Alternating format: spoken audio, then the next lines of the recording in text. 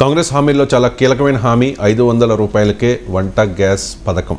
So ఈ పథకం ప్రారంభోత్సవానికి ప్రియాంక గాంధీని ఆహ్వానించబోతూ ఉన్నారు. సో ప్రియాంకను ఆహ్వానించడాన్ని కవిత అబ్జెక్ట్ చేస్తూ ఉన్నారు. సార్, ఏ హోదా లేని ప్రియాంకను ప్రభుత్వ కార్యక్రమాలకు ఆహ్వానించవచ్చా అంటే దానికి కాంగ్రెస్ వాళ్ళు కూడా కౌంటర్ ఇచ్చారు. ఏ హోదాతో భద్రాచలంలో కేటీఆర్ కొడుకు హిమాంశును పంపించారు అని. సో అప్పుడు వివాదం కూడా అయింది. అది హిమాంశు తీసుకెళ్ళాడా, నిజంగానే దేవాదాయ మంత్రి తీసుకెళ్ళాడా, వివాదం కూడా అయింది. అప్పుడైనా ఇప్పుడైనా ఒక ప్రిన్సిపల్ ఏంటంటే ప్రభుత్వ కార్యక్రమం పార్టీ కార్యక్రమం మధ్య డిఫరెన్షియేట్ చేయాలి. మరి ప్రభుత్వ కార్యక్రమానికి ప్రభుత్వాన్ని రిప్రజెంట్ చేసేవారు వెళ్ళాలి అనేది ఒక నార్మల్ సూత్రం. అది రాజకీయ పార్టీ వేరు, ప్రభుత్వం వేరు. పార్టీ ప్రభుత్వం నడుపుతుంది. పార్టీ వేరు, ప్రభుత్వం వేరు అనేది పొలిటికల్గా కాదు, టెక్నికల్గా.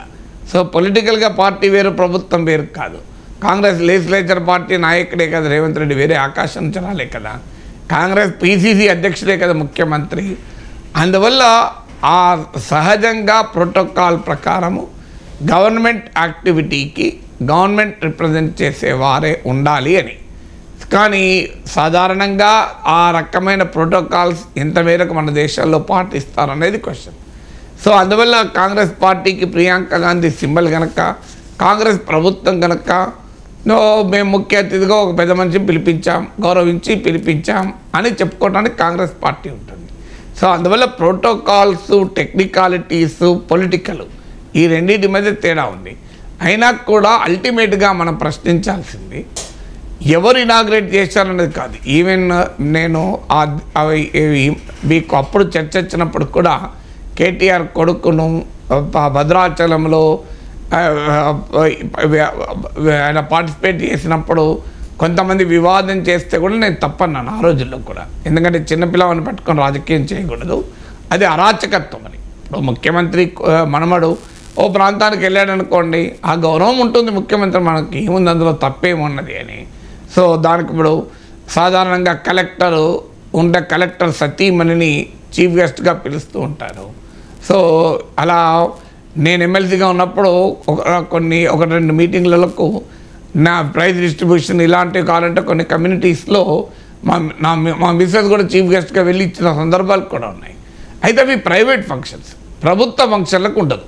అక్కడ మౌలికమైన తేడా అయితే ఉన్నమాట నిజం. ప్రభుత్వ function is different from private function. Private ఫంక్షన్లకు ఎవరైనా రావచ్చు. సో గౌరవంగా జనరల్గా ఎమ్మెల్యే అందుబాటులో లేకపోతే ఎమ్మెల్యే సతీమణికి కూడా వెళ్తుంటారు, కలెక్టర్ సతీమణి కూడా వెళ్తుంటారు.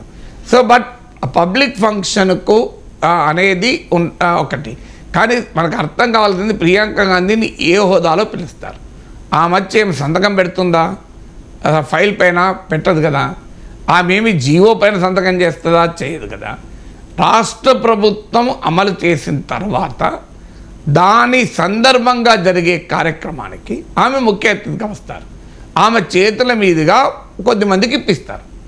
అది లాంచ్ ఆఫ్ ద ప్రోగ్రామా లేదా meeting on the occasion of the launch of the programme, ఈ రెండింటి మధ్య మౌలికమైన తేడా ఉంది.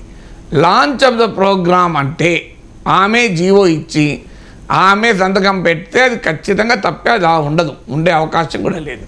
కానీ ఒక రాష్ట్ర ప్రభుత్వం ముఖ్యమంత్రి సంతకం పెట్టి అది అమల్లోకి వచ్చాక దాని సెలబ్రేషన్కు ప్రియాంక గాంధీని ముఖ్య అతిథిగా పిలిస్తే తప్పలేదు.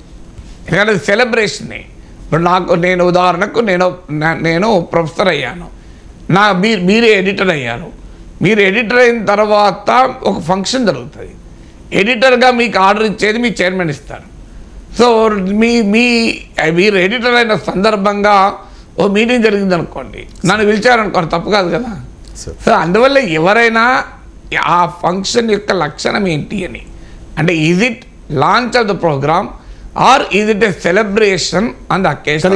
పాయింట్ ఏంటంటే సార్, ఆ వంట గ్యాస్ పథకం లేకపోతే కొన్ని గ్యాస్ సిలిండర్లు ఎవరైనా మహిళలకి ఇవ్వడం అది కరెక్ట్ అవుతుంది? అది లాంచ్ ఎలా అవుతుంది అంటే అదే టెక్నికాలిటీస్. ఇప్పుడు ఆల్రెడీ ప్రభుత్వం సంతకం పెట్టింది, సంతకం పెట్టిన తర్వాత దాన్ని సిలిండర్ ఇస్తారు. అయినా దీనివల్ల ఎందుకు ఇంత వివాదం?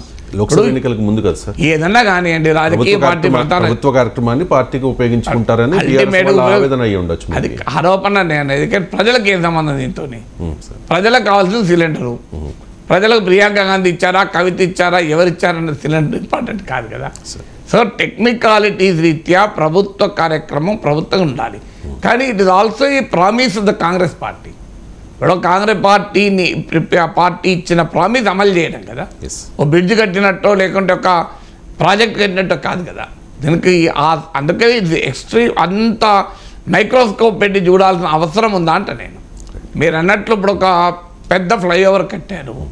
ఫ్లైఓవర్ కట్టడం వేరు, ఒక కాంగ్రెస్ పార్టీ మేనిఫెస్టో ఇంప్లిమెంట్ చేసే పథకం వేరు. ఈ రెండింటి మధ్య కూడా తేడా ఉంది కదా. సో కాంగ్రెస్ పార్టీ మేనిఫెస్టోను ఇంప్లిమెంట్ చేసే ఓ పథకము, ఆ పథకాన్ని ముఖ్యమంత్రి సంతకం ద్వారా అమల్లోకి వస్తుంది. అమల్లోకి వచ్చిన సందర్భంగా లాంఛనంగా ఒక కార్యక్రమం, దాన్ని ఇంత రాజకీయ వివాదం చేయడం ఎందుకు? టెక్నిక ప్రభుత్వ ఫంక్షన్ పార్టీ ఫంక్షన్ వేరువేరుగా ఉండాల్సిందే. కానీ కాన్స్టిట్యూషనల్ ఇంప్రాపరేటో ఏదో ప్రజలకు పెద్ద నష్టమో జరిగిన సందర్భం ఏం లేదు కదా. దానికి ఏం ప్రమాదం ఏం లేదు కదా. Right sir.